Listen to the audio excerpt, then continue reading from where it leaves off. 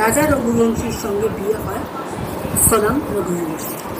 এই এখানে বেশ কিছুগুলো ক্যারেক্টার আছে, সেই ক্যারেক্টারের নামগুলো আগে আমি বলে দিই। রাজা রঘুবংশী, সোনাম রঘুবংশী, আচ্ছা গোবিন্দ রঘুবংশী সোনামের ভাই, এবং রাজার ভাইয়ের নাম হচ্ছে নবীন রঘুবংশী। আর যারা কাটলার, যারা মার্ডারার আছে তাদের মধ্যে, বা ক্রাইম যারা করেছে তার মধ্যে প্রথম আছে রাজ খুসবা, আনন্দ, আকাশ, আর হচ্ছে বিশাল। আনন্দ, আকাশ আর বিশালই তোমার ইয়ে করেছিল, সোনামের জন্য ঘর দেখে দিয়েছিল ইংরেজি। আসবো এই পর্যন্ত আমি আসবো। মোটামুটি এই হচ্ছে ক্যারেক্টার। 11th মে সোনামের সাথে বিয়ে হয় রাজা রাজবংশী। তার আগে ফেব্রুয়ারিতে এদের রোকা হয়েছিল বা এনগেজমেন্ট হয়েছিল। তার আগে একটুখানি বলবো, যেহেতু এটা পুরো ঘটনা নিয়ে বলছি, ঘটনাক্রমে আমরা জানতে পেরেছি এটা সোনামের অ্যারেঞ্জ ম্যারেজ, কিন্তু এটা সেকেন্ড অ্যারেঞ্জ। ফার্স্ট যে অ্যারেঞ্জ ম্যারেজ হয়েছিল সোনামের, সেটা কিন্তু মানে সম্পর্কটা গঠন করা যায়নি, ভেঙে গেছে। কিসের জন্য? হ্যাঁ, এইখানে ঢোকার আগে আর একটা কথা বলে যায়। এই কেসটা মানে মেঘালয়ের মার্ডার কেসটা কয়েকটা জিনিসের ওপর দাঁড়িয়ে আছে, এবং যত ডিটেকটিভ ডিপার্টমেন্ট বলো, এএসআই বলো, যারা সমস্ত কিছু যারা আছে, তারা পুলিশের ব্যাপার কয়েকটা বিষয়ের উপর বেস করে কেসটা দেখছে। কোনগুলো? এক হচ্ছে হাওলাকাণ্ড, 2 ত্রিকোণ প্রেম, 3 তন্ত্র সাধনা, 4 অ্যাস্ট্রোলজি। তাহলে কি বললাম? প্রথম হচ্ছে হাওলাকাণ্ড, সেকেন্ড হচ্ছে ত্রিকোণ প্রেম, থার্ড হচ্ছে তন্ত্র সাধনা, ফোর্থ হচ্ছে জ্যোতিষ। এই 4টে আপাতত অ্যাট প্রেজেন্ট আজ পর্যন্ত যা নিউজ আসছে, এই 4টে বেসের উপর নির্ভর করে এই ক্রাইমটা হয়তো হয়েছে। কেন বলছি? এটা অ্যারেঞ্জ ম্যারেজ, ফেব্রুয়ারিতে ফাইনাল হয়, ফেব্রুয়ারিতে রোকা বা এনগেজমেন্ট হয়, 11th মে বিয়ে হয়। এর আগেও সোনামের একটা বিয়ের সম্বন্ধ হয়েছিল, সেও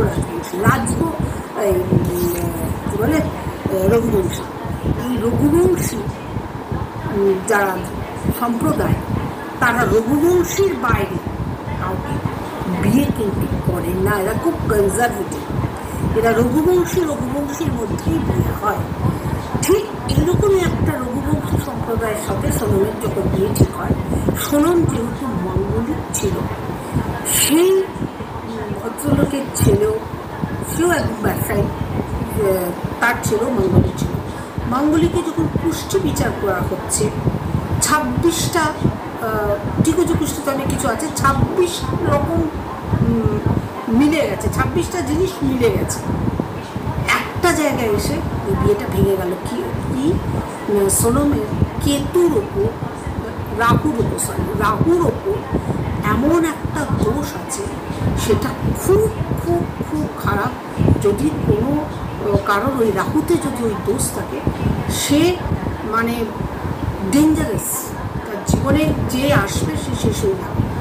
এইরকমই একটা আভাস ওই রঘুবংশী পরিবারের কুলপুরোহিত বা গুরুজি দিয়েছিল। তার ফলে মাঙ্গলিক দোষ কাটা শক্ত, কারণ মঙ্গলের দুজনই যদি মাঙ্গলিক হয় তাহলে কেটে যায় মঙ্গলযোগটা। সেই হিসেবে সোনম মাঙ্গলিক, এবং যে ছেলেটার সঙ্গে বিয়ে ঠিক হয়েছিল মানে সম্বন্ধ হচ্ছিল, সেও মাঙ্গলিকের দিক থেকে সবকটা কেটে ঠিকঠাক যাচ্ছিল। কিন্তু ওই রাহুর দোষের জন্য, ওদের গুরুজি বারণ করার জন্য ওই বিয়েটা হয়নি, ওই এনগেজমেন্ট হয়নি, ওটা ভেঙে যায়, ওই রিলেশনটা বা সম্পর্কটা ভেঙে যায়। সেই রাজবংশী ভদ্রলোক, এই রাজবংশী যে গ্রুপ অফ রাজবংশের, সমস্ত রাজবংশের একটা গ্রুপ আছে, সেই গ্রুপেতে লেখে এই ঘটনাটা জানার পর মেরা লড়কা বাঁচ গিয়া। তার কারণ সে যদি ওই মেয়ের সাথে বিয়ে, মানে সোনমের সাথে যদি ওনার ওই ছেলেকে বিয়ে দিত, তাহলে আজকে রাজার রঘুবংশীর সঙ্গে যে ঘটনাটা ঘটেছে, তাহলে সোনমের মানে ওই ছেলে ওই রঘুবংশীর ওইখানে এরকম ঘটনা ঘটত।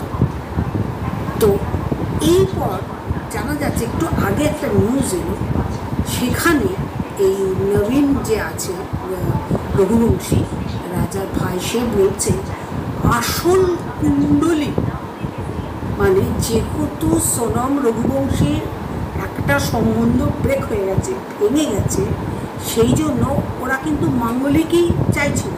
সেই হিসেবে রাজা রঘুবংশীও মাঙ্গলিক ছিল। এবার মাঙ্গলিক ঠিক মিলে যাবে সেই রকম একটা নতুন কুণ্ডলী তৈরি করেছিল। সেই কুণ্ডলীর মধ্যে রাহুর দোষটা ছিল না, মানে ওরা বলছে নকল কুণ্ডলী দিয়ে বিয়েটা হয়েছে। এই বিয়েটা রাজা রঘুবংশীর সঙ্গে সোনম রঘুবংশী এই বিয়েটি করার জন্য নকল একটা কি বলে ঠিকুজি কুষ্টি বা কুণ্ডলী তৈরি করে। তাহলে এখানে ফার্স্ট ক্রাইম করেছে কারা? সোনমের বাড়ির লোক ফার্স্ট অন্যায় করেছে, যদি জ্যোতিষকে মানা হয়ে থাকে।